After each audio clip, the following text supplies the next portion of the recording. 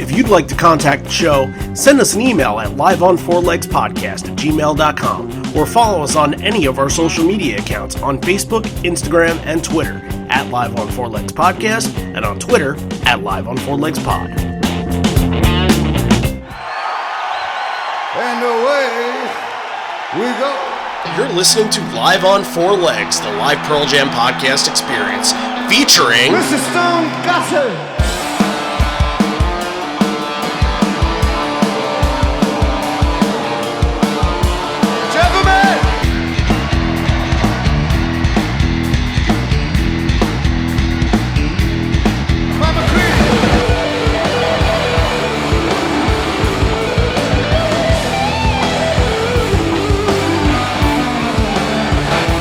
Fucking camera in the drum.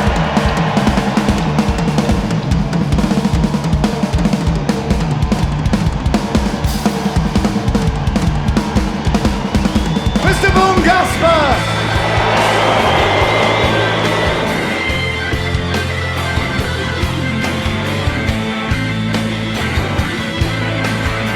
You can call me Al, you can call me Ed, you just fucking call me, why don't you?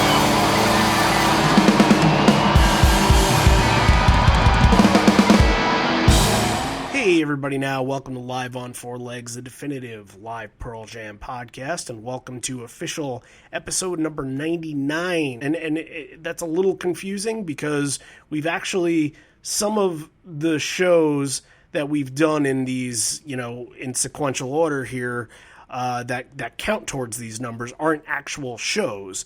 However, since we've done shows outside of the regular platforms on Patreon and Bridge School episodes and things like that, we've actually done about 110 actual shows. So even though next week is episode number 100, we've actually done way more. So again, it's just another, I guess, milestone for going into, more stuff that we've hit in this podcast this year, from 2 years on to, the guests that we've had and 100 episodes. So, next week we'll celebrate the milestone. Today we'll just be happy that Wayne Gretzky this podcast, I suppose. So Randy Sobel here, John Farrar over there, and John, we are thankful to be here. We shall put it that way.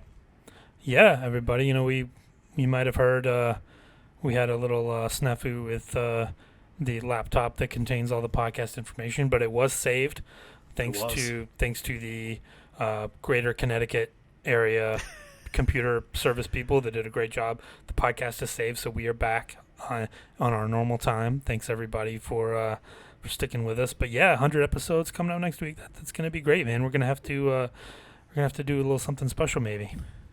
Yeah, I think the something special is just episodes, and if that's not special enough, I don't know what is. And I think we mentioned it a lot last week at the end of the episode that October is going to be an important month because that's really, we're going to kind of crack down on some political Pearl Jam stuff. So next week, for the 100th episode, we kind of wanted to do something special, and I think Toledo 2004 would be the best of the political Pearl Jam ones to do to kick off our political Pearl Jam month.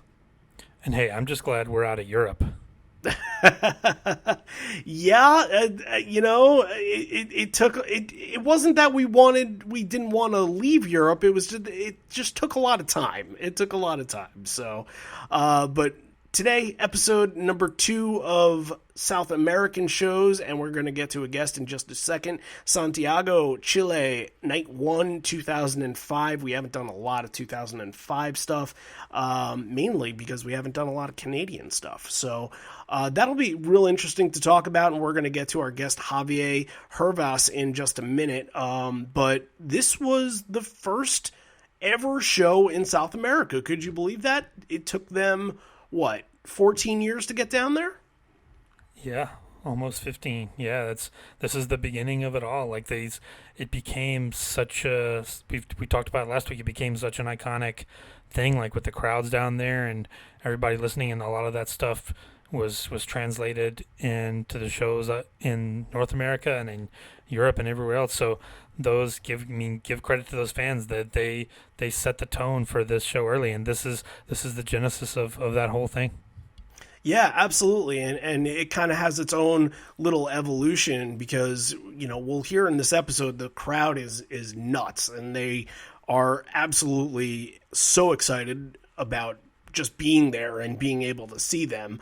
But you'll also notice that, not like Sao Paulo that we did last week or some of the other really, really famous ones from down there, they haven't grasped onto like the singing the choruses and singing the musical intros to songs and things like that. That doesn't come just yet, but as we'll see later down the line when we do things like Colombia, when we do Costa Rica, when we do Argentina, like those shows will really have like the best of those. Yeah, that's one thing I was really listening for and watching for when I was listening to the show is like what kind of you want to see where it started, like what at what point did the band kind of like look at each other and go, wow, this is something. You want to see where it all started and find those moments where okay, like because you think about I think we mentioned it too, in the PJ20 DVD on the bonus features, there's a whole section on this 2005 South American tour, a lot of behind the scenes stuff, and they go on and on.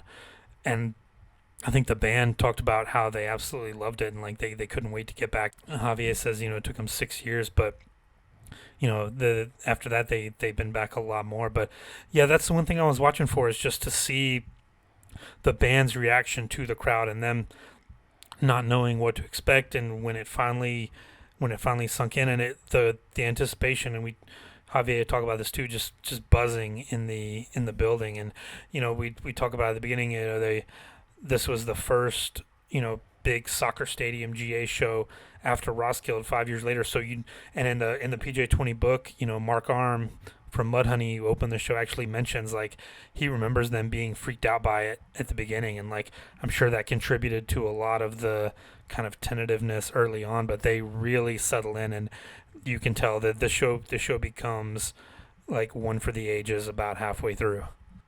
Yeah, you get some tentativeness in the beginning, but yes, they absolutely kind of break out and they find a groove and they sort of connect with the audience. At first, it's not that there's no connection, but they're trying to figure out how to connect with them. So it's interesting to see how it develops and evolves. But before we get into covering the set list, let's invite Javier Hervas on the show. He is a patron and actually requested this episode, the show from Santiago to do, and it was perfect because really, we didn't know what show to do from Chile, and what better one to do than the first ever South American show. So here's our little discussion with Javier and just his experiences being down in Chile, living there and never being able to see the band, and how this finally came to fruition.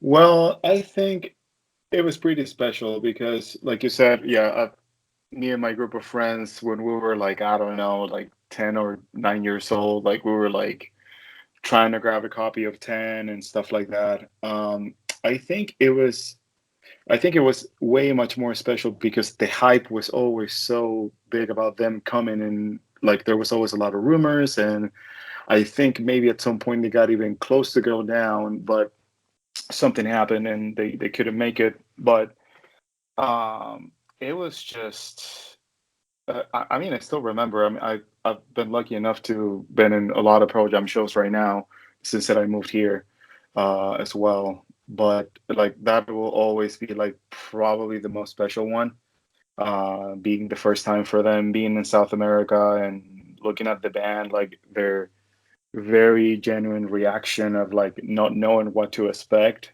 and you see like 27,000 people basically going insane. It was just like it was a burst of emotion when that first quarter release started. I can imagine that. And, from reading, little things in the PJ20 book about, how the band was feeling about this. This was actually not just their first show in South America. So it wasn't that they didn't even understand, or know what was to come with the crowd, but this was their first complete GA show since Roskilde, which is, you throw both of those together and that's really crazy right there.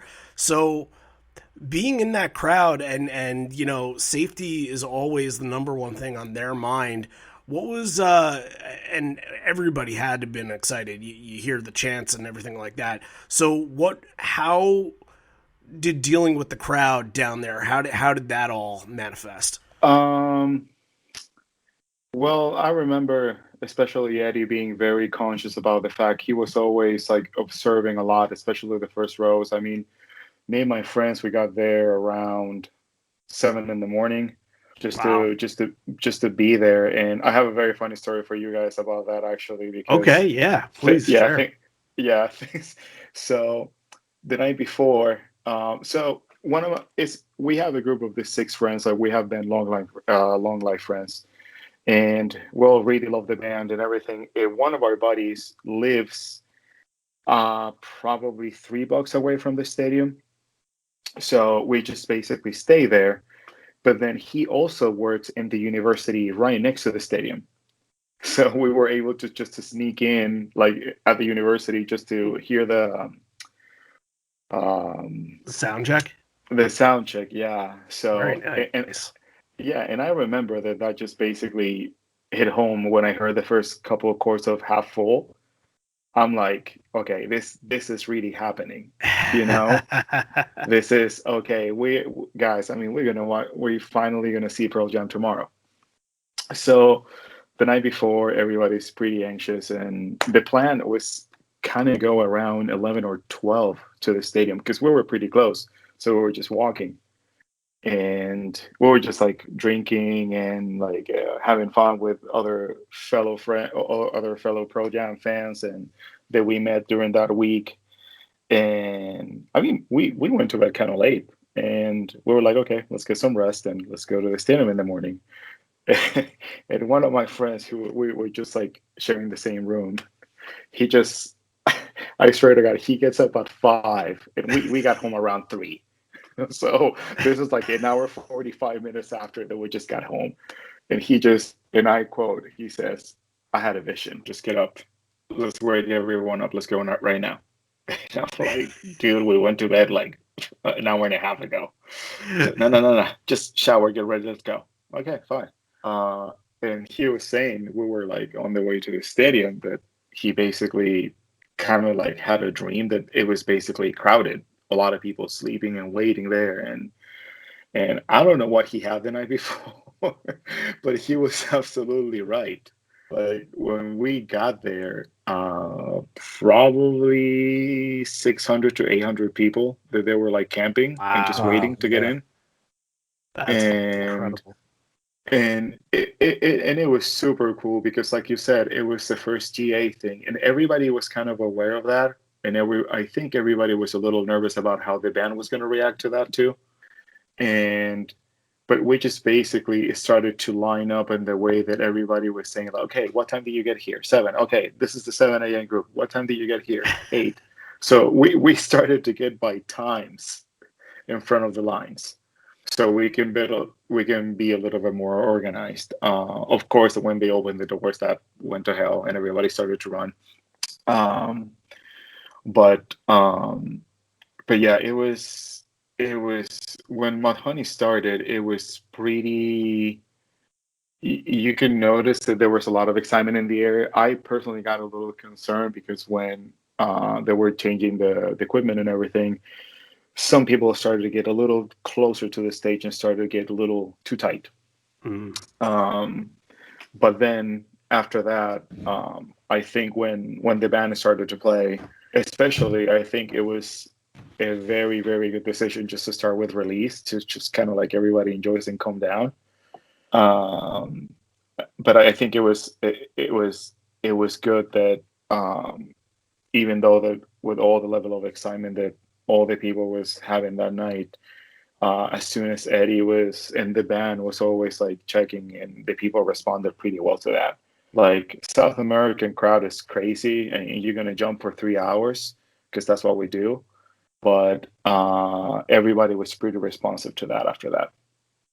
That's really good to hear. I mean, like you see those crowds, and you just kind of imagine and wonder like what could happen. Like you just never know, especially to the point where sometimes where Ed and the guys can pay attention to at least what's going on in front, but it's almost like a football field size crowd in there where you have to kind of look and check out what's going on in the back too. Like there could be some safety concerns there. Yeah, yeah, and I think that was like the greatest part about that, because there were so many emotions, people just waiting for so long just to see them live. Personally, it was my first time, and all my group of buddies except for one, it was the first time. Um, but I think people was just like so into just enjoying the music and just like having a party out of that, that everybody was very aware of like, okay, who is right next to you? Somebody falls, just pick him up immediately, call security.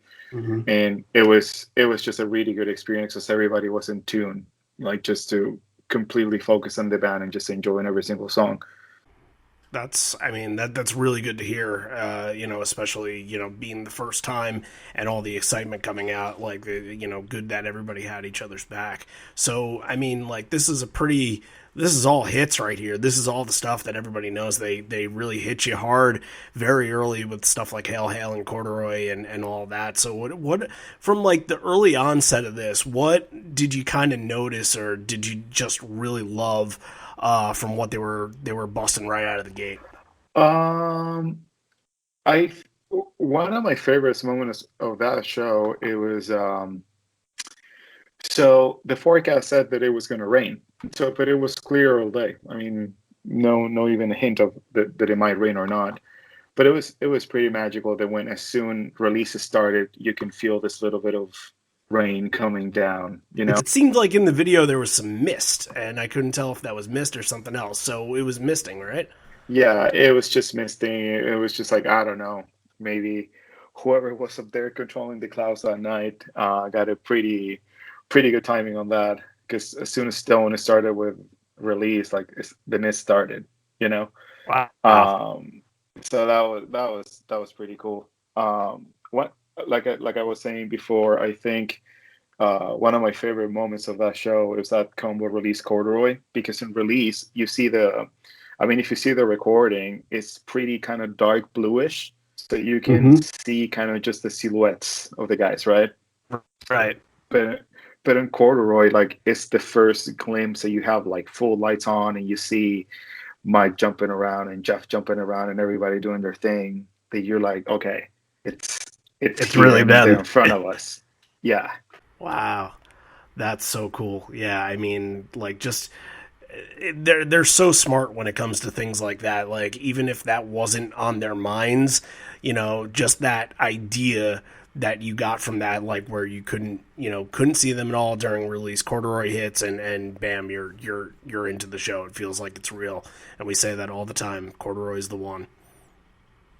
yeah, yeah. It was kind of similar when you guys were talking about the Wrigley shows Mm-hmm. in July, because I remember because I was in the Wrigley shows too, and I think it was night one or two that you guys were saying that you felt that like when Corduroy went on, like you feel like, okay, this is now when the show is starting, that you can feel like that hit with the lighting and everything. Oh It was yeah.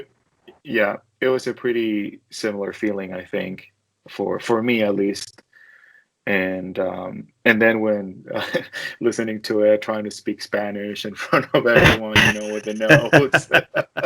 He's only had a little bit of practice. Yeah, I think the only other time was Mexico in 2003, and then like what, once or twice in Spain, but that's the only practice that he's had. So Yeah, and people were so grateful for that because you can see that the guy is really trying. right. Like he's trying to communicate. But when he said like por fin, like finally, it was like that was like a very collective moment to like, yes, you're finally guys are here. Like we have been waiting for so long, and yeah, that was another pretty cool moment of that night. Did you get a sense that the crowd was extra like on edge because it was the first show in South America? Like they were trying to really put on a show to like impress the band and like represent the whole continent almost? I think so. I mean, you kind of get this vibe when like when you watch, I don't know, like documentaries or bands talking to other bands, like they always refer to the South American crowd to a very exciting crowd to play with, you know, or in front of. And I think people wanted to be like, okay, I mean, we're gonna have a great time, but we're gonna be um, we're gonna be who we are. But we want you guys to have like also good experience because everybody was thinking like, okay, they're coming now, they're here. When they're gonna come back again? You wanted to show the band, okay, this is South America. This is the crowd. Like, play for us. Please come back. Don't make us wait like 15 years again. So there were a lot of like chants going on, and one of the ones that I noticed that I'm going to bring up when we do the songs in the set is the one that Ed did with the Ramones. Is that like a premeditated chant based off of something else, or was that something that Ed just made up and you guys were just rattling along with him? Oh, the when he started with the Like Ramones, Joey Ramone, Johnny, whatever that I was. I think Ed did a little bit of research, and especially like 'cause you have a lot of soccer stadiums, right? Hmm. So I think just the sing along thing, so it's kind of like more like a soccer culture thing. So I think it was more related to that, but I think it was just on the go because I remember he started to sing like Joey Ramone stuff like that, and people was Right. just singing along and having fun. And that's not something that like that's not based off of like a Chilean soccer team or something like that. That was totally original from Ed's mind. Yeah, yeah, I think he just made up that in that point, or Wow. I mean, there's a lot of respect for the Ramones in South America. Like, Okay. only anyone that you will like, I don't know, like for me, like Pearl Jam and Queens of the Stone Age and Oasis and all the '90s stuff that I adore, basically. But if you start to look back, you will always find a Ramones fan. Like, there is a I think there's a very strong connection in between everything that you were listening in the '90s and the Ramones. Sure. Of course. Because I think they did go down there at some point. Yeah, yeah, and I think one of the band members used to hike towards the south of Argentina and Chile, I think. Hmm. So that might be something related to that too. But yeah, I mean the Ramones in South America are like very, very respected. Interesting. I mean, like they're respected everywhere, but that's good to know that like that they're held in such high regard down there. So that's awesome.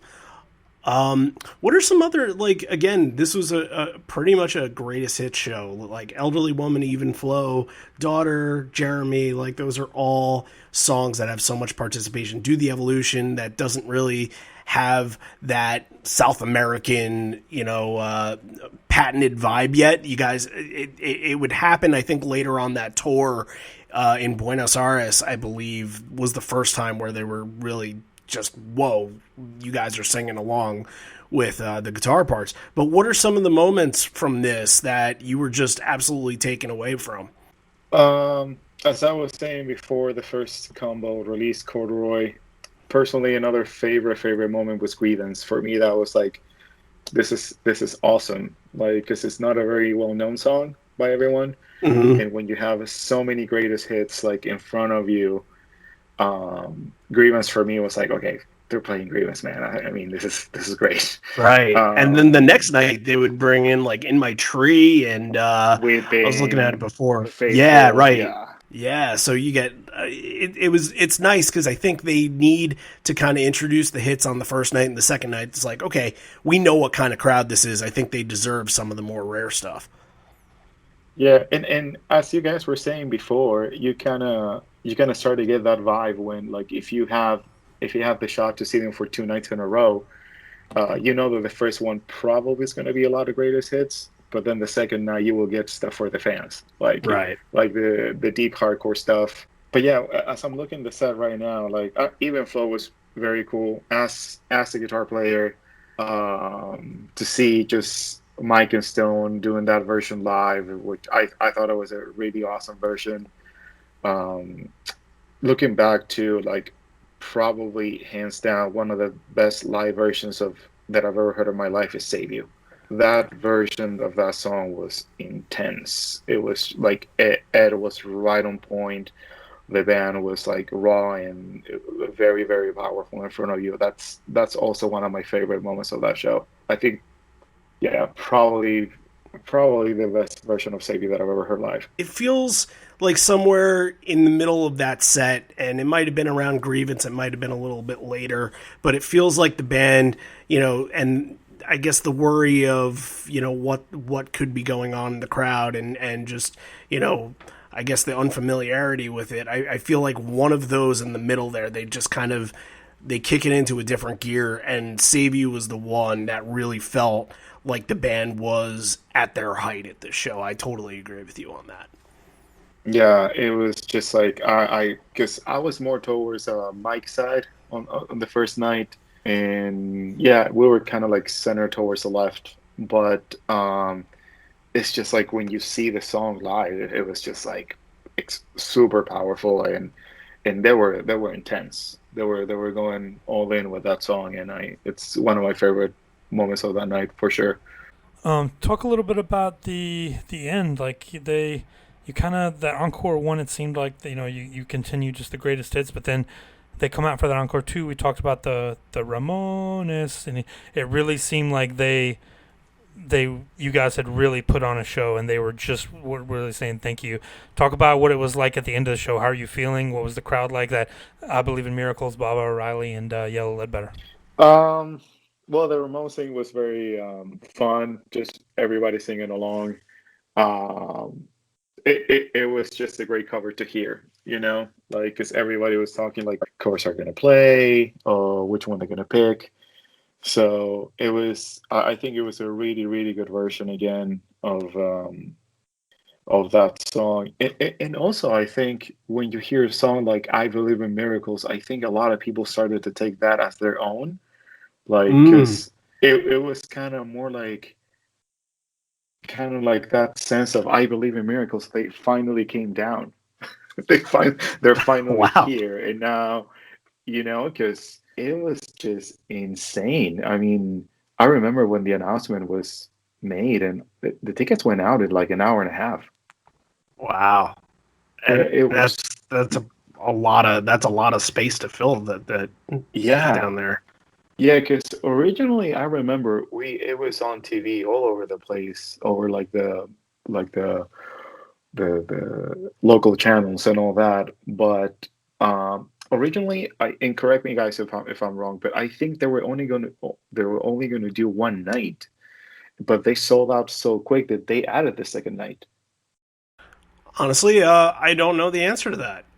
I don't. I would not be surprised because that is something they've done on multiple occasions, and I would think that for a place that they had never been to before, the first night was just sort of, kind of let's see how many tickets we can sell, and then if they probably kept the second one open for that reason to gauge whether or not they could do it. So that would make sense. Yeah, because it was hard to find tickets for the first show. For the second show, it was a little bit more. The process it was a little better, I think. But yeah, it got sold out very quickly. But going back to when they started with "I Believe in Miracles," people was just like there was a sense of joy. Like this is our own little miracle that they're playing right now here tonight. Yeah, they did it both nights, so there might be something to that. Yeah, yeah, could be. Uh, and then Lala Riley, it was again such a awesome version. The lights are on and everything, and but when they finished Bob O'Reilly, I think everybody was kind of like, "Oh, this is sad. Like the show is ending." Right. Like, and it went by so quick, because even now that you look back, it's kind of funny and ironic that you can say, "Oh, they only played 23 songs, just only," Right. because now we're used to like 30, 33, or whatever they decide to play. Um, but yeah, Bob O'Reilly was. It was a really good version. The stadium, all the lights were on. People were just singing along, especially the wasteland part. But at the end of that, when you hear like the first chords of Yellow Let Better, you're like, okay, this is the end of night one. So it's kind of like a relief feeling, like an emotion of like we finally were able to enjoy this. We're gonna remember this for God knows how long. But it was like, okay, for the people not coming for the second night, it was like, okay, this is sad. Right. But on my end, we were super excited. We were already like putting theories and, all right, what are the songs that we didn't hear tonight? What Right. do we have Of course. left? Now, did you guys go like right after you left the venue? Did you just go wait in line again, or because it was the night right after, right? Yeah, no, we just went back to wherever we're staying, which was like 3, 4 blocks away. We just wanted to get some rest. Because the second night we were not as in front. We were a little bit more in the back. Because we were exhausted. Like I mean, we were jumping for 20 something hours and singing along. Nobody had a voice. Yeah, it was kind of like one of those things where you're like, I'm exhausted, I'm dead tired, but totally worth it. Nice. That I mean, look, for them to come down there for the first time ever, and you being able to experience that, from going to a place like a Wrigley for where they were playing for the first time ever, I totally like you get that feeling that you're part of something special, and that's what it seems like, throughout your retelling of all this, that's exactly what that was. Yeah, and I think also one of my favorite things that I've talked to, because I mean, and after that I moved here and having the chance to see them here and to see a different crowd or like people from all over the planet, they just like travel and move for them just to see them. I don't know, it's just it's a thing like you said, like you were part of something very special, like that the first night, and being able to see the band and like they're really like you can see their faces over the screens, like their faces were like, are like, is this real, like are you guys singing with us and jumping for 2 hours, or like you could really tell that they were having a great time too, and they were like, we just can't believe this, we can't believe that we had this such a powerful response from the crowd too. Sure, for sure. Well, thank you for joining us for this. This was awesome to get your experience, because it's not every day that you find somebody that's been to a show in Chile that from somebody that lives in the States now, and not just that, but the first ever show. So getting that firsthand experience, I know this was one that you picked and one that was really special for you. So it seems like everything kind of ties in together. Yeah, absolutely. Yeah, it was one of those things that you will remember for a long time. But it was, yeah, it Sure. was. I was I'm very grateful, and I'm very happy that I was able to be there with um, best friends that I've ever had too. So it was a That's wonderful the night. best part. So, once again, thank you so much, Javier, for joining us and telling your stories. And we're going to implement them into the episode and kind of use them for, just our coverage of the set, because how can you not? Like, they're fantastic stories. And, even right off the bat, he said it a couple times, Release Corduroy. Those were the ones for him. Oh yeah, and we always love getting that first-hand perspective, especially at a show like this that's kind of out of the way from anything that you or I would have ever gone to, especially back Of then. course. But so yeah, that just goes to show like this was I think he said this is his first time being ever on a podcast. So thanks, Javier. You did a great job. If anybody else is out there that has stories like this, if you have a special story from a show that you went to, definitely hit us up, live on fourlegspodcast@gmail.com, and we'd love to hear them. Absolutely, 100%. Yes, thank you. And from anywhere, from Australia, from Europe, from England, doesn't matter. Canada, because we need to rep and love Canada a little bit more. Out of almost 100 episodes, Canada has one.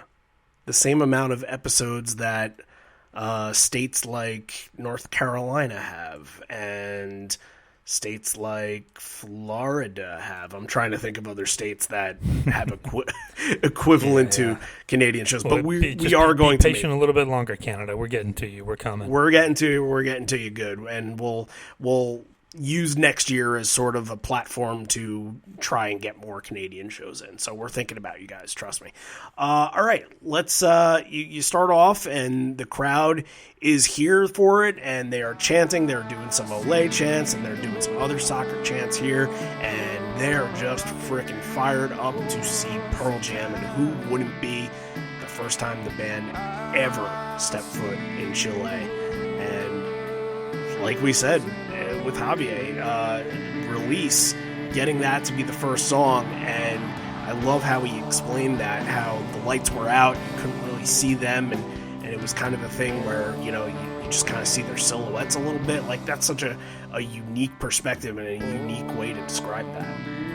Well, yeah, Release with the lights out is always special because you really feel like he talked about those opening chords with Stone. Like, it really sets the tone that, like, the music is the focus, and we're here to play songs for you. And it's not some spectacle where there's the pyrotechnics and the light show and all that.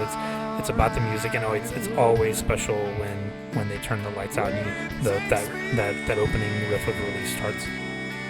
And Ed is making a connection right away to the crowd when he gets into the second chorus or second verse within this, or second or third, miscounting, but whichever one it was, where he's saying in Spanish, "Oh dear Dad, can you see me now?" And like, that has to be such a strong connection to the crowd for him to use their native language and say that, hey, like, we're here for you guys, with you guys, kind of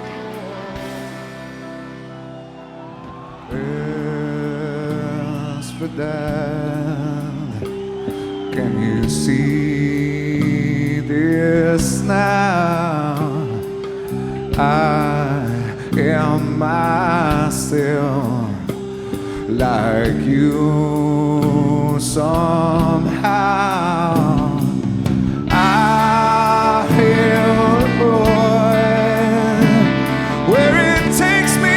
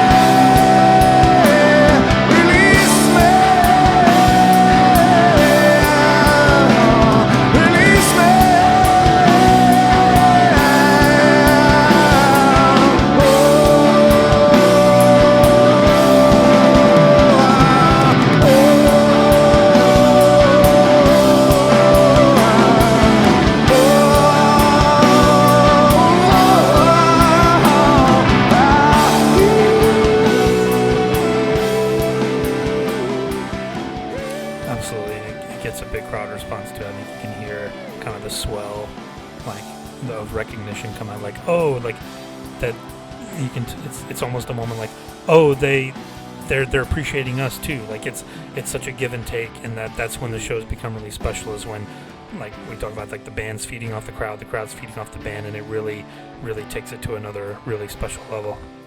Absolutely, yeah. And I think, for this being the first ever South American show, you have to get the ones that people are most familiar with right away, and Release doing that is perfect.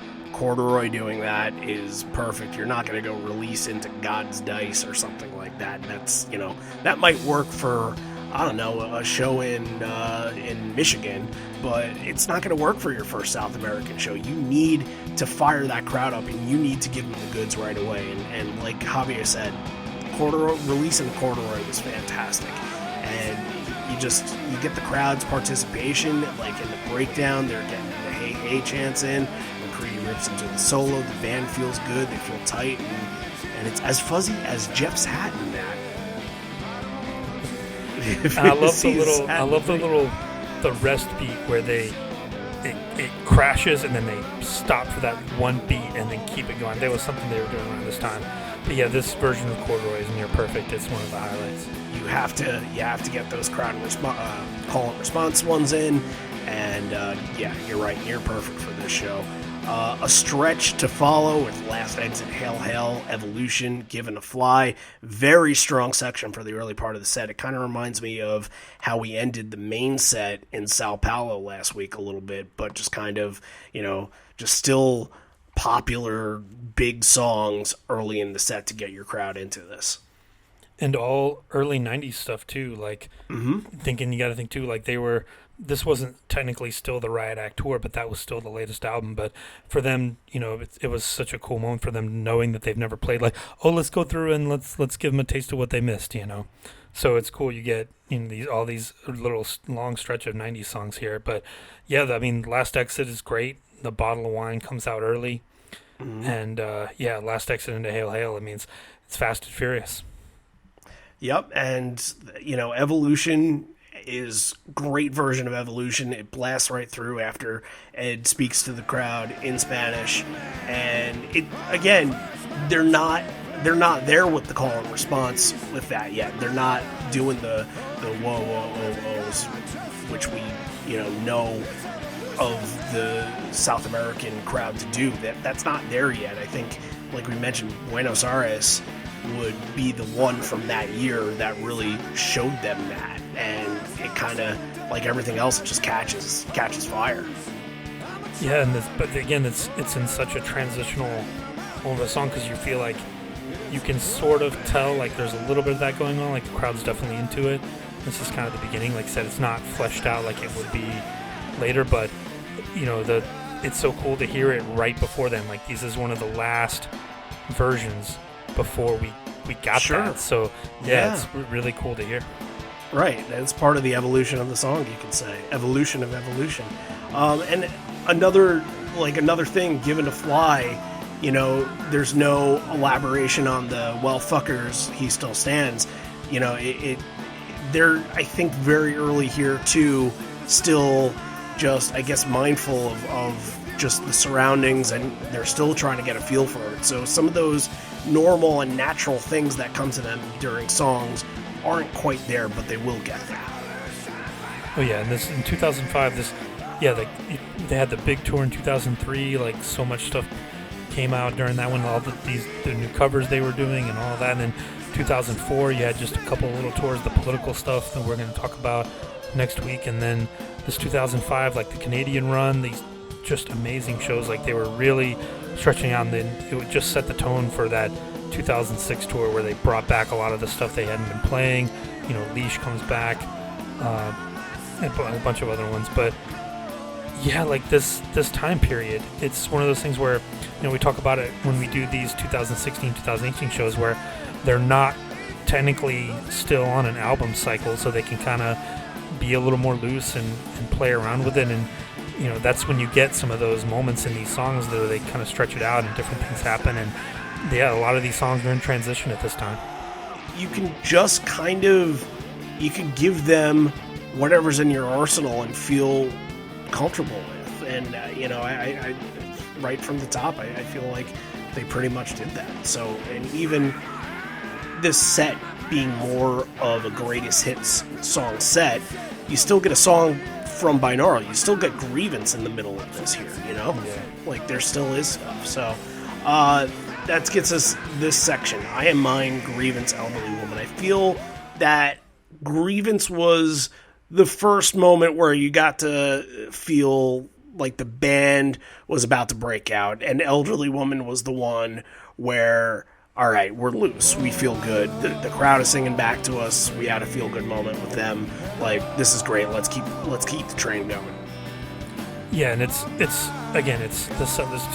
structure and the creation is just perfect, because you think about, we talked about it with those waves. You want to build it up, and then it crests and breaks, and then you build it up again. Like Release and Corduroy at the beginning is perfect for that. Then you kind of build it up again with Last Exit and Hail Hail.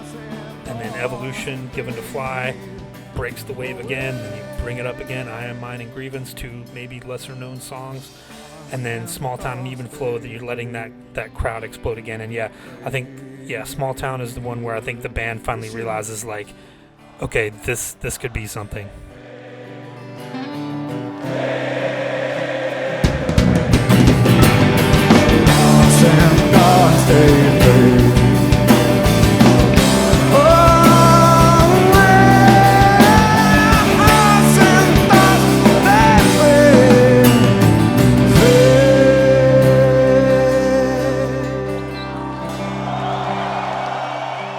After Small Town, there's a chant going on in between, and you just that the crowd is in this vibe of, I can't believe we're here. Where are we? Like, this is just a thank you and a celebration of them. And it sounds like what they're doing is spelling out Chile.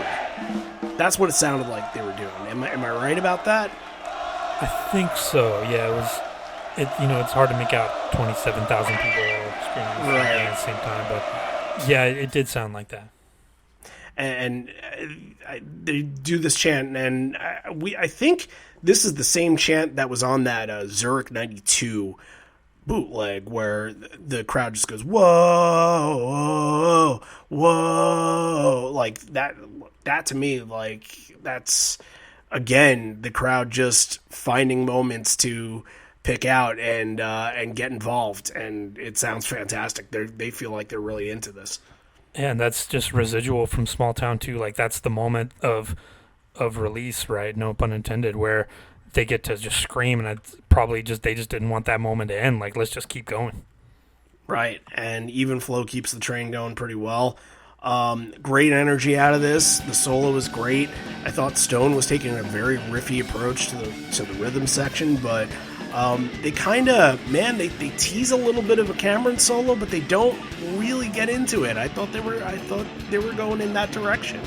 Yeah, they kind of let it hang for a minute. I think 2006 was when that really started. So yeah, it's interesting to see, like, maybe, because he really lets it hang and they bring it way down and it almost stops completely. And you almost feel like maybe even after one of these shows, he was like, hey guys, like, I think I could maybe do something there. What do you think? Like, right. Yeah, it was really cool to hear. But yeah, oh my God, Even Flow, like, you see at the beginning, you see just that mass of humanity, like thousands of people just bouncing up and down with their hands up. Like, oh, it would have been amazing to see. Yeah. And like you said, McCready's on fire. It's one of those ones where he is playing, he is letting those notes hang. He's playing, like, bending those notes, really putting his soul into it. But there is some of the Van Halen in there as well for the people that enjoy that. But yeah, this is I love this Even Flow. If you took a bathroom break for this one, you missed it. I mean, he lets the crowd take the last verse, and it's really, really great. Yeah, I don't think you can take a bathroom break in that crowd, but yeah, you would be stupid to do that, because it was just building that back into the chorus and then hearing the crowd, like, that perfection right there. Fantastic.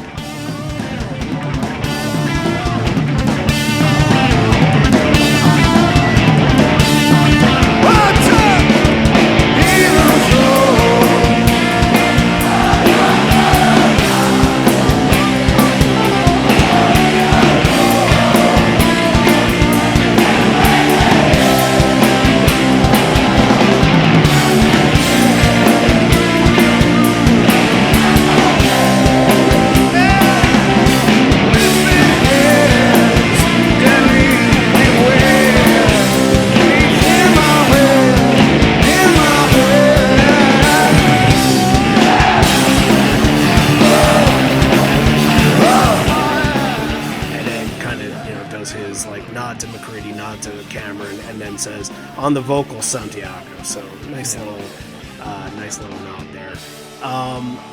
before the next one, he said that Matt Lukin could not be here, but this song is about him. And I don't know, what song could be about Matt Lukin? Do you know?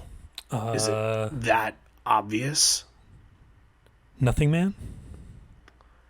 Perhaps.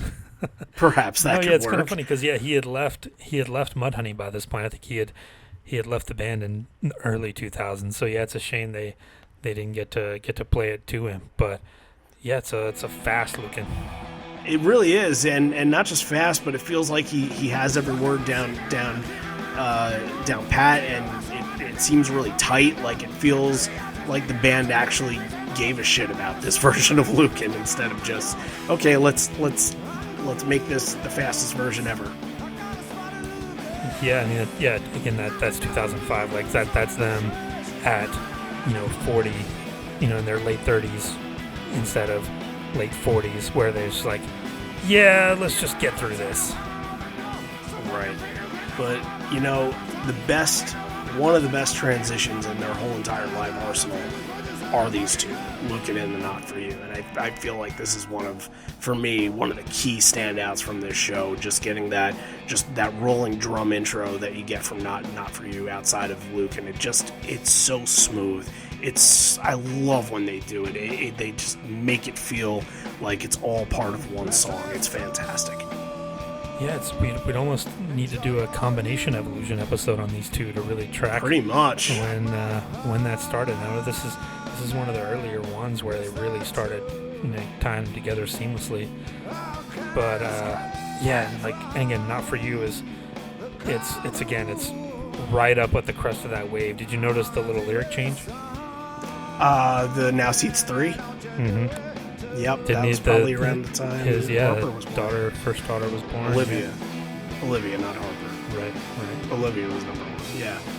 Yeah, I think that was when we covered the Gorge show. I think he had done that then, and that was like a month or two before this. Yep. So that would make sense. Yeah, and another really, this time period was kind of the early stages of the Modern Girl tag. This is only the 7th time that they had ever done it. Yeah, I think that was a function of touring with Sleater-Kinney in 2003 and hearing them play it on that tour. And yeah, I'm sure before they left, he was like, "Hey, I'm just gonna steal one of your songs if that's okay." But yeah, love Modern Girl at the end of Not For You. Absolutely perfect ending, and I think that's even that's a good transition into Daughter, and you're figuring the last 4 of the set. It's a very quick show. It's under 2 hours, and it was good that they were able to make another date for this, because if I were down there just one show for Chile and that was it, like I would have been like, man, I want so much more, like I'm just hungry for it, because it does feel like it just kind of, you snap your fingers and it's gone.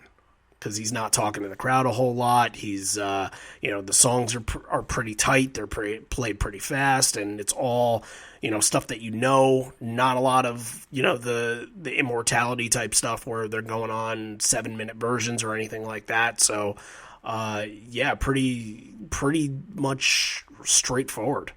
Yeah, and again, it's a lot of hits, but you do get a couple of other ones in there. It's yeah, I guess you consider down at the time. It's a lost dog, so sure. Mm-hmm. And I know that they play that way more now than they probably did back then. Even though back then they probably said this is more of a Riot Act song than other songs on Riot Act. But just finishing off the set list, and we'll jump around in order. But Daughter, Down, Jeremy, Save You. I guess first most important thing of this is the Blitzkrieg Bop tag on Daughter, because that will come into play a little bit later, and that's obviously what we were talking with Javier about, how respected the Ramones are down there. So if that's not a little bit of a hint that gets you excited for that I Believe in Miracles moment, then I don't know what is. Yeah, and I think too, these tags were probably chosen because of their call and response potential, right? The hey ho, let's go, and then the hey, it's okay. Like those are very good for big crowds to get a big call and response. So yeah, I think that these were picked with that in mind. And go back to Down a little bit, like probably the rarest song in the set, at least original wise, but like it's again not the night to really splice those in. The next night you get In My Tree and Insignificance and Immortality and those songs. So it fits in, and Down is kind of one of those songs that you can sandwich in between a Daughter and a Jeremy, and it feels like it was a single, it just has that vibe. It just fits in with the crowd so well. Yeah, and you can always, in those 98 shows, it was Leatherman in the spot. Like this is, you can almost call it like the spot late in the set for the quick, rare song, right? Let's just get this one in there. We get another song. For a long time it was Habit. Now it might be, I don't know, like a Supersonic or Let the Records Play or something. But you get that. Yeah, it became a thing. Like late in the first set, you're gonna get a quick, rare one. That's gonna be the Never Destination spot. Maybe. It's just a guess. Yeah. The Never Destination spot, or like the Take the Long Way spot, something like that. I don't know. I think Never Destination is going to be an awesome live song. That's just me, though. Oh, they all are. I can't wait to hear all these songs. I know. I know it's not one. People don't talk about that one as much as they do, like Whoever Said and Dance of Clairvoyance and River Cross. But I think that song has grown on me way more as time has gone. Yeah, no, I mean, like we've talked about, like I wouldn't put it past them to play all of Gigaton every night. I would love that. A, B, yes. And C, all of the above. So do it. If anybody's listening to it, do it. Jeremy, they get some crowd participation on because of course they do. And even afterwards, the crowd is so fired up. They keep singing and they keep going back to their soccer chants and the Olay chants and things like that. So, before going in to Save You, Stone and Matt are kind of just like playing along with it. It's really funny.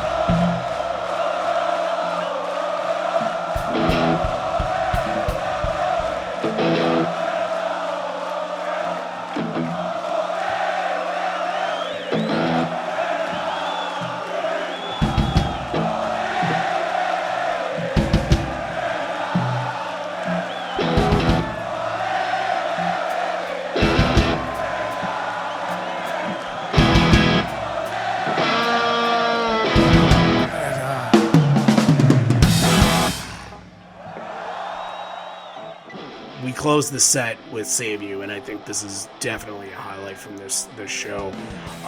It's just a scorcher. Ed is jumping all over the stage. He's getting the crowd to clap along in spots, and they even hold it out a little bit. I don't know if you noticed, but like it's a longer bridge to get back into the final chorus, just to milk it all clapping and taking it in and really making that moment more special than it is. Yeah, and that's the thing. If you're gonna make it in the set, you gotta make it special a little bit. But how about Stone on that solo, man? Oh, Stone sounded fantastic, and there was another solo that he did in this show that he sounded fantastic on. I can't remember what it was, but man, yeah, he had a good night. This was a good Stone night. This was a good, Mike and Jeff are both very energetic this show too. But yeah, Stone was fantastic during the whole thing. And you see some rain pouring down, and oh boy, this is just fun. This, for this to end the set, and then you're gonna start the encore with something big and furious to get you revved up again. Like that's the two tied into each other, man. You got something really cooking right there. So, oh yeah, quite a 1-2 punch here. Good way to finish off the main set, and let's break for a second there to talk about some things Patreon wise. What do we got? What's going on Patreon? We are taking all of this month's Patreon donations and donating them to Kenny Mayne's foundation, runfreely.org, which takes braces that helps people that have had like severe ligament damage, like people that can't walk because of like trauma, and it really helps them able to walk and live a normal life again. Kenny uses it himself. He talked about it on that episode that we did with him, back in the beginning of September. And yeah, we really wanted to help out, so I think we have some really fantastic donations this month that we want to talk about. We really do, yeah, and we just want to thank everybody that has joined in and pitched in, and especially this week we got a couple of new people, and we really can't thank these people enough. So just want to thank Vanessa Osmus, who has been a fan of the show since the very beginning and a good friend, and she's now pitched in and she's a patron now, so thank you to Vanessa.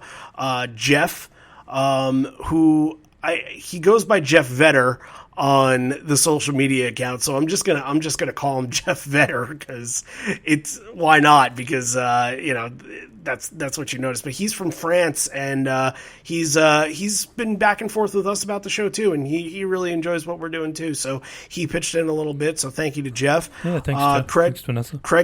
Craig Keyser, if I hope I got that right, Keyser or Kaiser, he chipped in a little bit for this month as well. Thank you, Craig. And a huge thank you goes out to Kevin Walsh, that, a very generous donation from Kevin, and we can't thank you enough. We sent him a bunch of stuff as a thank you for that. And we sent everybody thank you stuff. So really, if you donate, and today, if you're listening to this the last day of September, if you donate by the end of the day, we're going to make sure, because those donations by the end of the day today will go to runfreely.org. We're going to make sure that we get a Live on Four Legs Gigaton mask out to you and a sticker. So that, with all the bonus stuff that we do on Patreon, like, that's another gift as a thank you that we're going to give for you guys. So, and whenever we get masks, they always go quick, you guys. So we're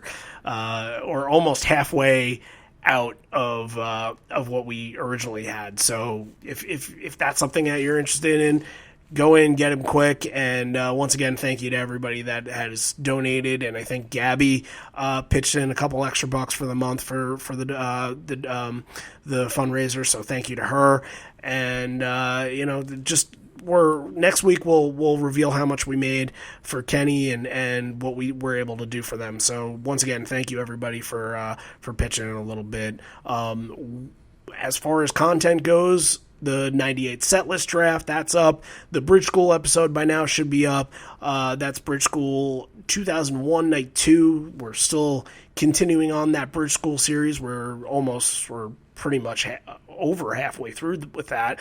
And all the other episodes that we have from the other Bridge School shows to the Evolution series that we've done. There's so much over there for you guys. And more to come. More on that. Yeah, and we had a winner of our Evolution tournament, right? We did, yes, and it happens to be the song that was the opener on this night. It was Release, and the Evolution tournament was kind of crazy because it was really Present Tense and Release were neck and neck for the last couple days there. And, one day you would get Present Tense would be a couple percentage points higher than Release. And then one day it was Release, Present Tense, and Black that advanced. And Release, of the three of those, had the least amount of percentage points on Twitter. But since the patrons wanted Release, that caused a three-way tie. So Release kind of bounced back, and, it was kind of almost like an underdog victory, so to speak. So yes, the next Evolution episode will be on Release. So if you have any favorite moments from seeing Release, and that one is really, as much as it is about the band's evolution, it's really about the fans' evolution as well. So if you have any favorite versions of Release that really mean a lot to you, send us an email over at liveonfourlegspodcast@gmail.com, the number 4, liveonfourlegspodcast@gmail.com, and let us know, send us YouTube clips, whatever it is, just your favorite versions of Release, and we'll try to capture that emotion and that magic, because there are so many people out there who their first ever song they saw was Release. I am one of them, thankful to be one of them, and it is a moment you never forget. So we're going to try to recapture all that when we do that episode. So All right. Yeah, it's going to be a good one. Hey, I voted for Habit. Don't blame me. Because you're a child of the 70s. That's right. Or you're a child against the 70s. All right, let's jump back into Santiago here. Encore 1. They come back in. Like I said, you finish the set with Save You. What are you going to do? You can go in so many different directions. This wasn't really the time yet where they were doing like the slow burns, and when you have 4 songs in Encore 1, you really don't have time for that. So you finished off fired up, you got to start them fired up, and that's with Go. So yeah, they don't even know what they're opening with here. They choose Go, but Ed beforehand is kind of like, what should we play? Well, we don't really have a plan, so Go is part of the plan, and again, you get yourself fired up for these songs in the encore, and everything here is a hit. Oh yeah, and it's a moment for Mike too. Like he goes behind the back, I think, to play the solo, which he does. Again, not as hard as it looks, but still a cool moment. But yeah, I think the set list just has the main set on it. They didn't have any encore planned out, so yeah, it's kind of cool that they were just able to kind of come up with this on the fly. Go is always a great choice to open an encore. Yeah, and really it kind of follows up with some of I don't want to call Better Man a more mellow song, but really it feels like the radio version of Better Man after Go. There's no tag off of it. There's no save it for later. It's like a 4-minute version, which is, especially for 2005, I don't think you get that often. Yeah, he just does like the, I need you, I want you, like a little bit of that. And the highlight for me was Stone just wailing on that acoustic guitar, man. That was the highlight for me. We talked about Stone earlier. Anytime they showed him on the video, it was great. Yeah, all of them were in such a good mood at this point. Like, the formalities have been introduced, and everybody's jumping around on stage now. Now they feel like they are a part of this, and they are part of something special, and I think it really sets the tone for the rest of the tour that they're going to be doing in South America for sure. And again, Better Man is another one of those songs where the crowd is just, of course, they're going to sing along and they're going to be loud on it. So that's something to me that really stuck out too. Black follows up again, more hits.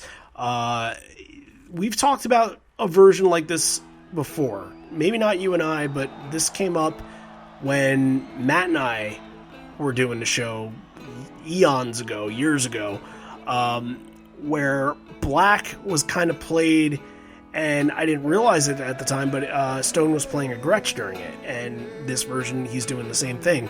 So it has a lighter tone. It kind of sounds like it could be almost like a banjo. It has this like early morning wake up kind of feel to it. Like it's light, but I love that during this time period, this Stone was starting to implement this. Yeah, it has a really good resonance to it. It has a really good tone. Yeah, those are really nice guitars. And we just talked about that in our Bridge School episode too, the one that just came out. Mike uses a Gretsch in Nothing As It Seems, which is awesome. Yeah, this is one of those classic like Black versions that you wait to hear. I mean, this is the one that almost stretches out 7 or 8 minutes. I think Ed at the beginning sounds amazing, the crowd singing along, and then McCready just absolutely kills the solo. There's a little bit of an improv there, which I think, going back to a lot of the stuff was planned out for this moment. He says, I think, dreams, he kind of repeats a couple of the phrases like, dreams are made to fall apart, but sometimes they come true. And I think that was really poignant for the moment that they were in. I think he was really like taken in that moment of where they were and what it meant, and that they actually made it there for the first time, and the crowd was doing great. All the concerns about the crowd and everything kind of like retreated to the back a little bit, and they could really just let the performance shine through, and I really enjoyed that improv. I think it really took the song to another level. Yeah, and that was a cool moment for that, and you hear in the background too, like Mike is doing his whale sound effects with his guitar, and like the whale sound effects they're just such a cool touch to go along with it. It kind of it's almost like, you know how like the whale sound is kind of seen as kind of like, you know, this emotional. Yeah, it's almost emotional like cry for help. Yeah, right. Like I think that's the addition into that, and when Mike does that and he taps in to his most emotional side, like we talk about dark Mike, basically, that's sometimes is best Mike, and he really does tap into something here, and taps into something it's really fantastic. Yeah, like I love versions of Black like this. It's when they really tap into something and it really becomes one of the center points of the set.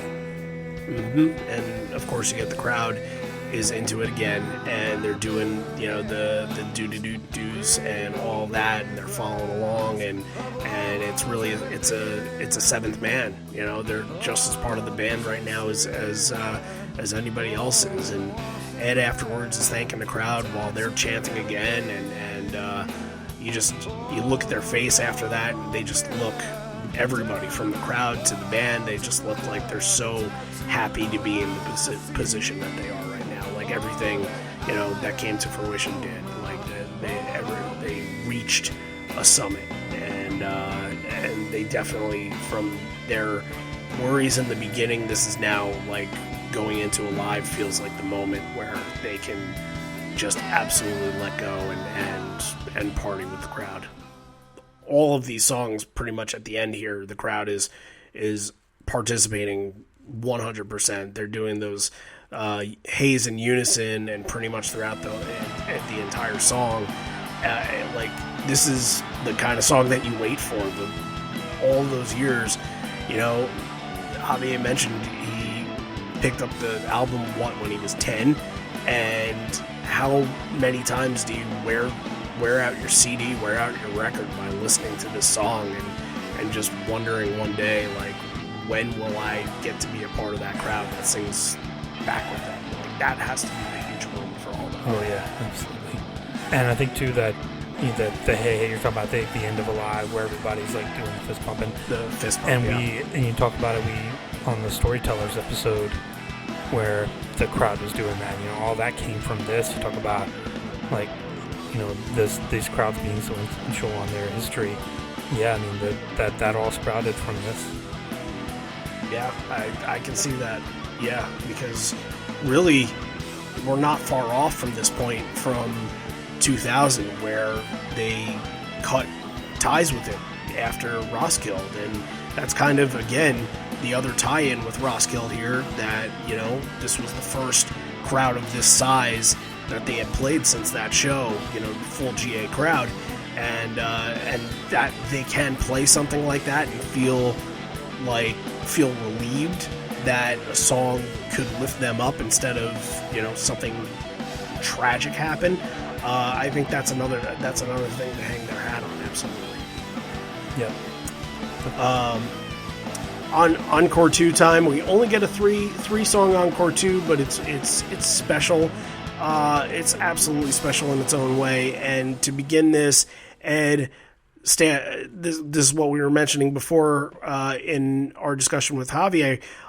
He's doing this Ramones chant, and he's saying, "Hola, Johnny. Hola, Joe," and the crowd is just repeating after him and going back and forth. And yeah, something to really think about here, how important the Ramones are to South America. Ramones. Ramones. Ramones. Ramones. Hola, Johnny. Hola, Joey. Hola, Didi. Ramones. Ramones. Ramones.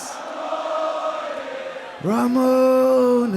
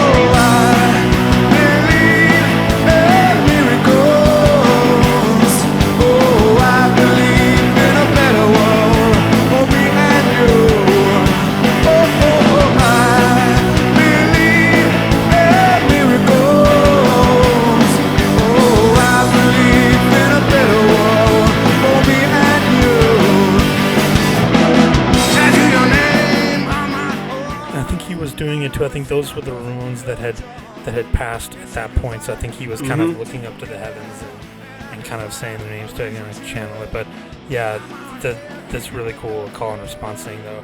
A bunch of times he goes Ramones, and like, oh, it's really, really great. Yeah, I one of the best moments from the show for sure. And I think that later on this tour, I think Marky joined them. I want to say it was in Argentina. Okay. If you go back to PJ20 and you go to the date, and it should be there. Yeah, so in Porto Alegre, Brazil, yeah.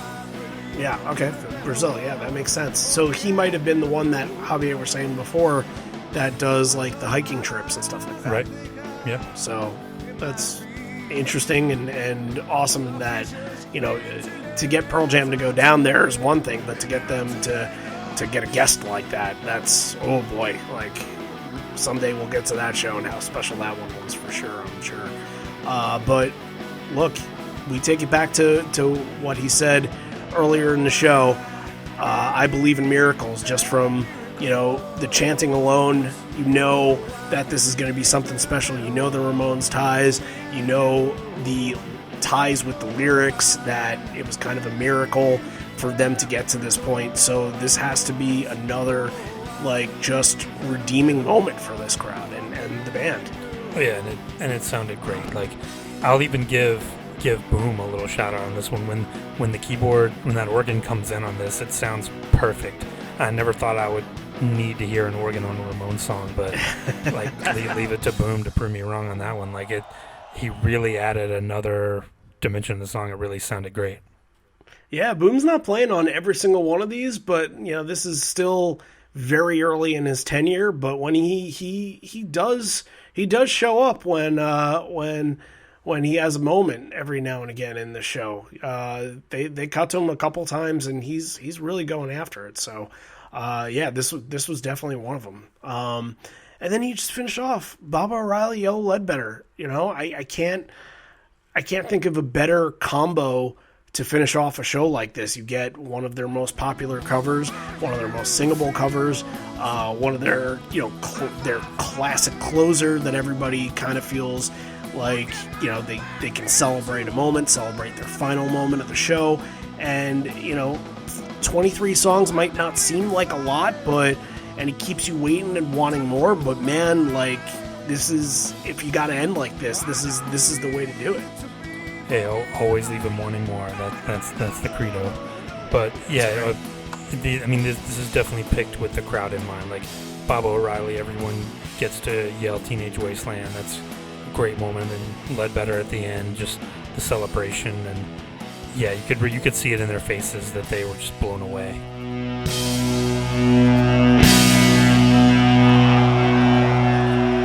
Don't cry, don't brace your eye.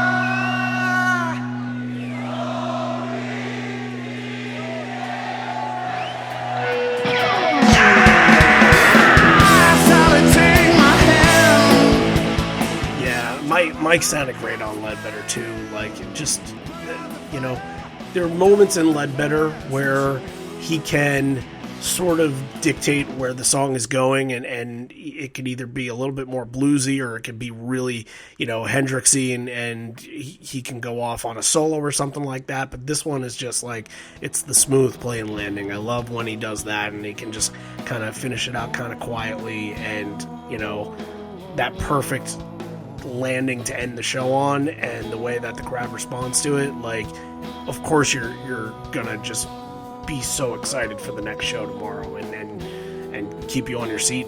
You know, what more can we get? We want more. What are we getting from this? And yeah, they have to be thinking right now, like, okay, after all of this, man, what could the next show bring for us? So 23 songs, really, you know, although it's short, I think it's they hit everything they needed to hit, and especially if they're going back the next day and playing some of the same ones and some more rarer ones, I think they did a good job constructing this. Oh yeah, it's a great way to kind of get their feet under them on this new continent, and this is a great way to start this little mini tour here. Like, these shows would become so iconic, like they had no way of knowing. So it's cool to hear like the genesis of that and to see like where it all started. Absolutely. So, want to pick out 3 moments from this and just then decide a rating. Why don't we do all that? I can do 3 moments for you. Let's go Corduroy, number 3, right at the beginning, coming off a release. Just instantly, Javier talked about it. Just instantly, the crowd's like lockstep with them. Just okay, we're here. We're gonna make this a special night. My number 2 is Even Flow. From the very beginning, like I mentioned, seeing those thousands of people bouncing up and down in unison, just amazing. And then we talked about, McCready and Cameron like working on that solo section, Matt really letting it hang, and then the crowd taking it at the end. Like, what else do you want from Even Flow is really, really good. And my number 1 is Black. Just a classic moment with the crowd singing, with Mike and the solo, the little improv, which you don't always get, and just a great version. So yeah, those are my 3.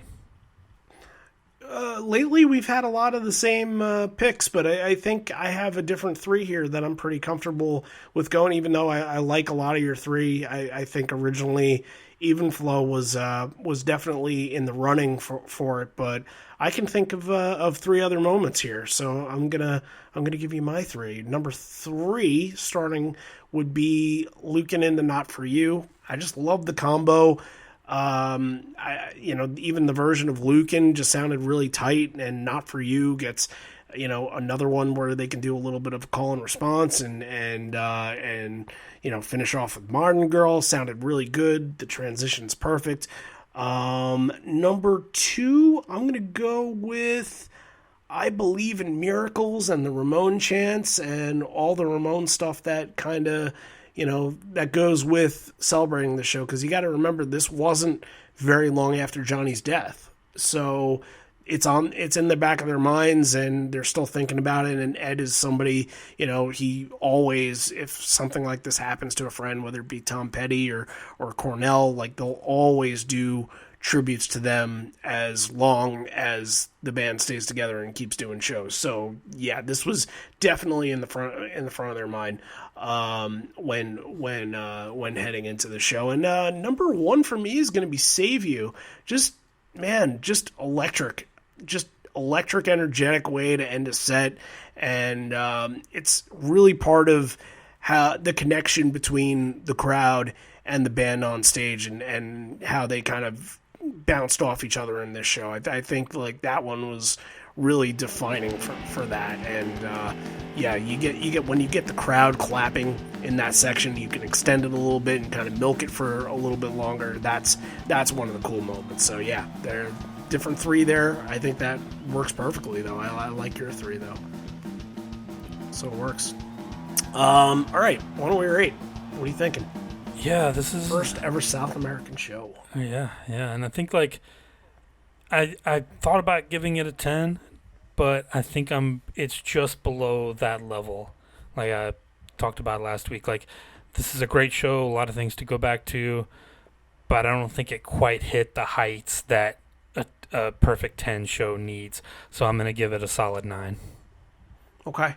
I'm a little bit lower, and I think it's just kind of, for me, it's like, this isn't there yet when it comes to like the really, insane and powerful South American shows. This is very good, and this is a very good start for them. And I feel like, there was a little bit of a hesitation to begin the show and just sort of figure things out. They got there. They absolutely did. But, a little bit short of a set too, like dock off just a little bit. I'm like in between a 7.5 and an 8 on it. Like I can be swayed in either direction. Yeah. Like I don't think this is if you ask somebody about all of the South American shows, I don't know if this comes up as being like in the top 10. I don't know that, but it could. It very well could. It has the importance of being that. Yeah, just it being the first, I think, is important in itself. So for that, I guess I'll bump that to an 8. this will be our last Chile one for the year. It won't take us 6 years to get back. No. We'll be back. We'll try and mix in as much South American shows as we can in 2021. You know, we want to continue just marveling over this crowd and getting those moments in. So yeah, we'll be back to that at some point. But like we mentioned, we're going to take a little bit of a break from around the world. We've done that a couple of times, and it's been such a crazy road to get all of this done. But we're going to keep chugging along, and we got a couple months left in the year. We're going to finish it out when the year's over. That'll be the end of Around the World. We'll get to something new in 2021. But October, we have a little bit of a theme, like we mentioned before. We are getting political. And so getting political means a lot of things. The band has had such a great history when it comes to just their, whether it's writing pro-choice on Ed writing pro-choice on his arm, or being in Nassau Coliseum and having to deal with playing Bush Leaguer there with the Bush mask. Like, there's a lot of things that have happened to them, politically wise, and now's the best time to talk about all of it. Oh yeah, if you think that they're just going to shut up and play music, you're in the wrong place. You haven't been paying attention. Right, and honestly, if you don't like that side of Pearl Jam, then maybe the month of October just isn't for you.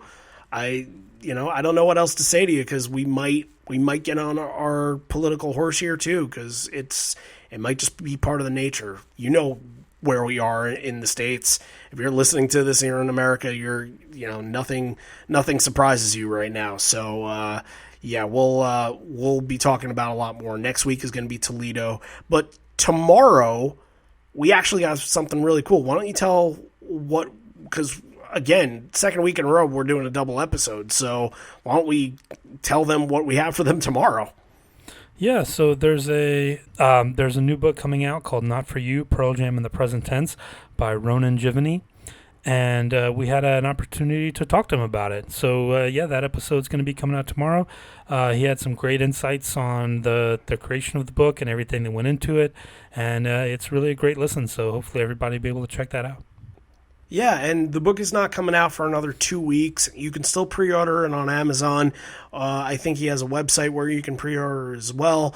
But I think, for anybody that has this book on their radar, that wants to read, another fan perspective about Pearl Jam, because, of course, you can't get enough of these things. This is really interesting to listen to before going in and reading the book. And then I suggest you listen to it once before, and then I think you should listen to it once afterwards as well, because I think a lot of loose ends will be tied up when you listen to it after you read the book. So keep that in mind. And again, we just got a lot of really cool things coming up in October, and it's also PJ30 in October. We'll get to some of that too. We can't discount that. We can't leave that off the table too. So we have a lot of stuff going on, as we usually do. And hopefully we'll be able to see you all there for it. So anything else before we say adios? Let's just mention the Patreon again. If you want to go to patreon.com/liveon4legs4, or search for us on the Patreon app.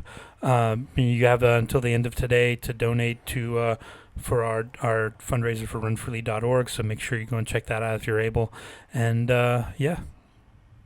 as a thank you, we'll send everybody a mask and a sticker. And even if you decide sometime in October you want to join up, as long as we still have masks, and we'll definitely still have stickers, but as long as we still have masks, we'll send you a mask.